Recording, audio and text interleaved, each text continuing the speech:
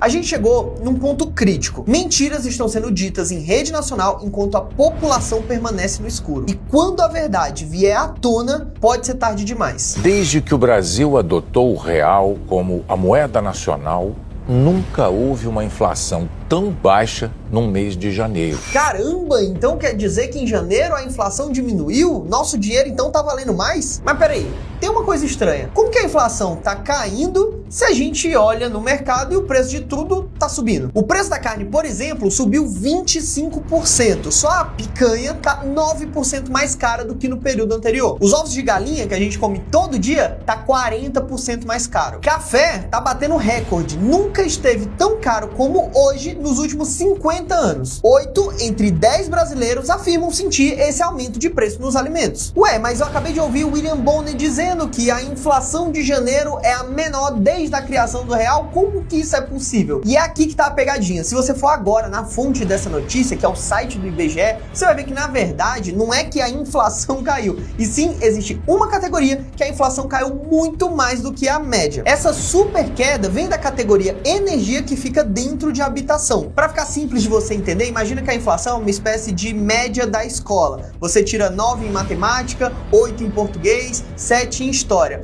mas tira 0 em educação física. Então a média geral acaba caindo, porque a educação física tá puxando todas as outras para baixo. Foi isso que aconteceu. A conta de luz despencou, puxando a inflação lá para baixo. Mas isso não significa que a economia tá bem. Significa que um único item derrubou toda a média. Beleza, Igão, já entendi que a pegadinha aqui não é o preço de tudo que tá caindo, e sim uma categoria específica que caiu muito e puxou a média toda para baixo, tá certo? Exatamente, só que é aqui que a situação fica muito mais esquisita. No site do governo, eles comemoram bem grande a queda da inflação na manchete, mas de forma bem tímida, mais abaixo, eles explicam o seguinte: essa queda foi decorrente da incorporação do bônus de Itaipu creditado nas faturas emitidas em janeiro. Basicamente, esse bônus de Itaipu foi um dinheiro que estava guardado no caixa da empresa e foi usado para causar um barateamento artificial nas contas de energia de mais de 78 milhões de habitantes. É tipo você ser dono de um bar que tá falindo, e aí você bebe mais do que consegue vender, e além do mais ainda tá devendo dinheiro pros outros. E ninguém te empresta, porque enfim, sabe que você tem pouquíssimas condições de pagar aquele dinheiro. E é aí que você tem uma ideia genial. Basicamente, pega todas as reservas que você tinha guardado financeiras para o caso de uma emergência de saúde na família, compra um monte de cerveja e praticamente dá de graça. Anuncia um desconto de 90%. Não significa que a cerveja tá mais barata, e sim você tá pagando aquela diferença queimando o teu caixa de emergência. No primeiro momento, isso é um sucesso. Todo mundo aparece no teu bar, as pessoas falam: caramba, como ele tá vendendo cerveja barata, esse cara é um ótimo administrador. Isso vai funcionar muito bem até o dinheiro acabar. E aí, pra completar, você sai comemorando, gritando pra cidade, botando nos jornais que você tem a cerveja mais barata da cidade. Claro, porque você tá queimando o caixa. Você sacou o que tá acontecendo? Tá sendo vendido pro brasileiro a ideia de que a gente tá resolvendo o nosso problema econômico. Mas o que a gente fez, basicamente, foi uma bela de uma maquiagem fiscal. Sem essa queima de caixa do bônus Itaipu, a projeção para a inflação não teria caído, e sim subido. Mas por que o governo tá tão desesperado, inclusive contando com a imprensa para propagar uma narrativa que não é verdadeira e passar uma visão manipulada da realidade?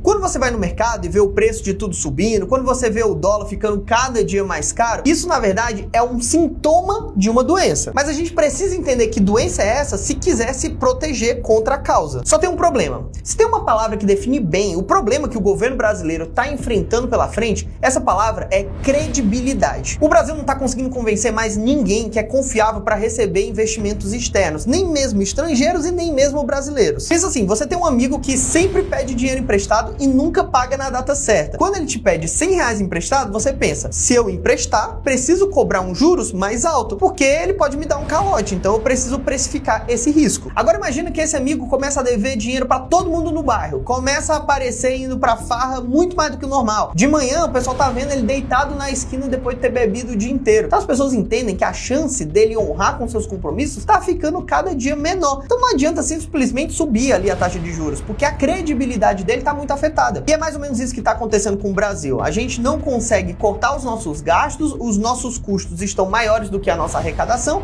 a gente fala que vai resolver esse problema, não consegue resolver, e o mercado, entendendo isso, tem cobrado juros cada vez mais altos. E eu acabei de te mostrar um exemplo de como esses caras tentam manipular a percepção popular utilizando a mídia. Quanto menos confiança no país, menos investimento também. Quanto menos investimento, menos empresas, quanto menos empresas, menos empregos, quanto menos empregos, menos dinheiro circulando na economia, mais pessoas desempregadas, aumento de criminalidade e a população empobrecendo. Só que isso cria uma espiral da morte econômico muito perigoso. Porque se está todo mundo empobrecendo sistematicamente, as pessoas têm cada vez menos condições de pagar impostos, o que diminui a arrecadação do governo. E quando o governo gasta mais do que o que arrecada, que é o que está acontecendo com a gente hoje, ele acaba precisando ter uma forma de honrar suas dívidas. Ou ele vai dar um calote, que vai atrapalhar ainda mais o problema de credibilidade, ou ele vai imprimir dinheiro, que vai gerar inflação, deixando a população mais pobre ainda. Só que uma hora chega num ponto que a inflação já está tão alta e os juros já não está fazendo muito efeito, porque o problema de credibilidade é muito mais profundo, a situação para o país fica extremamente difícil de sair depois. E são exatamente esses casos que a gente vê de outros países quando a população fica pobre numa velocidade assustadora, com a população extremamente miserável, o pessoal comendo lixo para sobreviver e o governo tendo que usar de força bruta para evitar uma revolta popular. Infelizmente, eu sinto te dizer, mas se nada for feito, é esse o caminho que o Brasil está caminhando.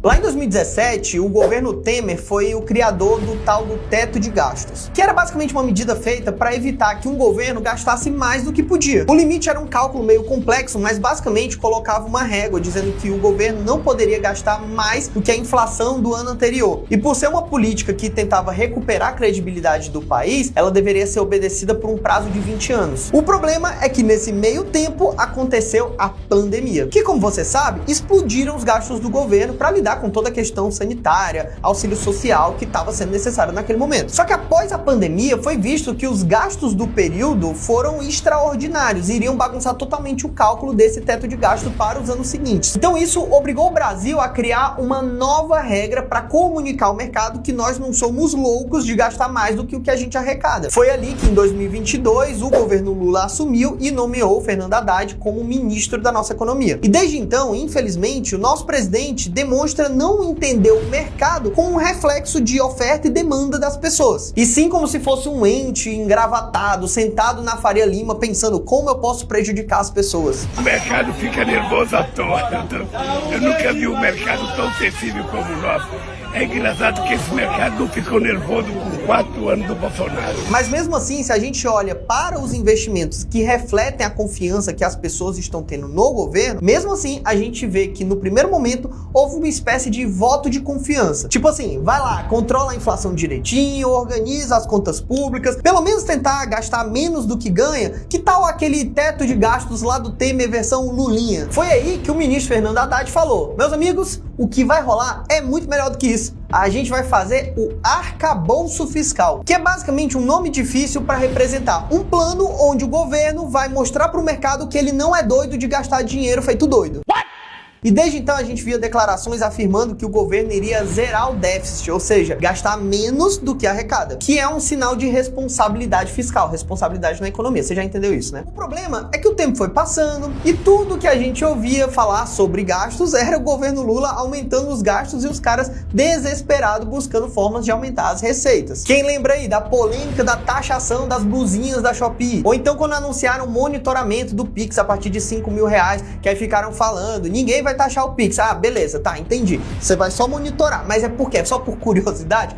Não, é por um objetivo arrecadatório para médio e longo prazo. Mas o problema é que o brasileiro já tá afogado de imposto, então fica óbvio que o caminho não é aumentar a receita, e sim cortar gastos. Um tema que parece um verdadeiro tabu dentro do atual governo. Imagina você sentar numa mesa com políticos do Partido dos Trabalhadores e abrir a boca para falar sobre a importância de corte de gastos. Uma parte não vai entender nem que língua é essa que você está falando. Uma outra parte vai tentar salvar os privilégios de alguns setores específicos que são ligados àquele político. E uma outra parte vai provavelmente chamar de machista, fascista, taxista. E quanto mais o tempo passava, menos as pessoas acreditavam nesse tal arcabouço. Até que o ministro Haddad foi se pronunciar em rede nacional para anunciar como seria esse tal pacote fiscal. E aí, o Brasil agora vai cortar gastos? Mais ou menos, mais ou menos. Além de um ajuste abaixo da expectativa, ainda foi anunciada uma medida nobre, porém populista, de isentar o imposto de renda de quem recebesse até 5 mil reais. Não tô aqui para julgar se isso foi certo ou não, mas independente disso, o momento foi inoportuno, porque todo esse dinheiro